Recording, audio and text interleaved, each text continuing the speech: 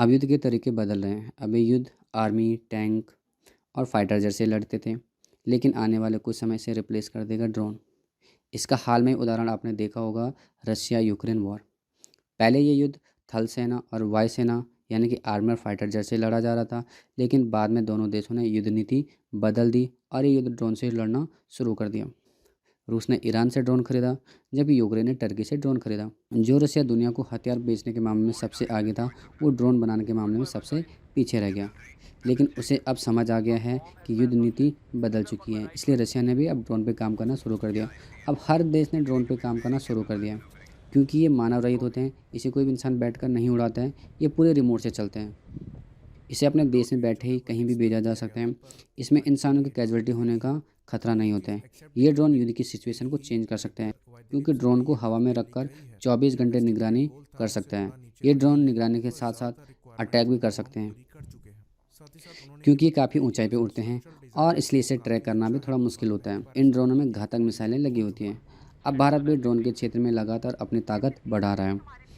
अब भारत तो खुद ड्रोन बना ही रहे हैं, साथ में अमेरिका से MQ-9 प्रेडेट ड्रोन भी खरीद रहे हैं।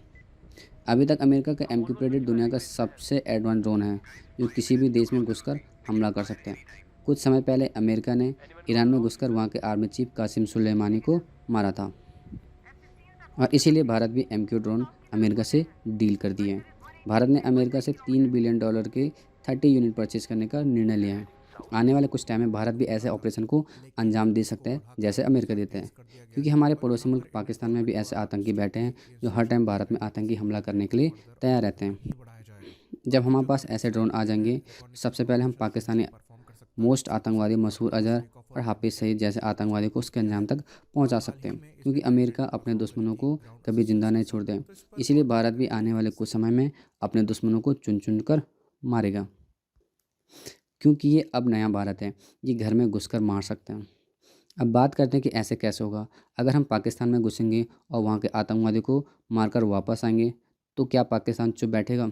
सबसे पहले तो पाकिस्तान को पता ही नहीं चलेगा कि कब भारत का ड्रोन आया और कब मार के चला गया, क्योंकि ये ड्रोन रडार की पकड़ में भी नहीं आते। वैसे भी पाकिस्तान का डिफेंस सिस्टम चाइनीज है, जो ट्रैक करने में बिल्कुल भी सक्षम नहीं है।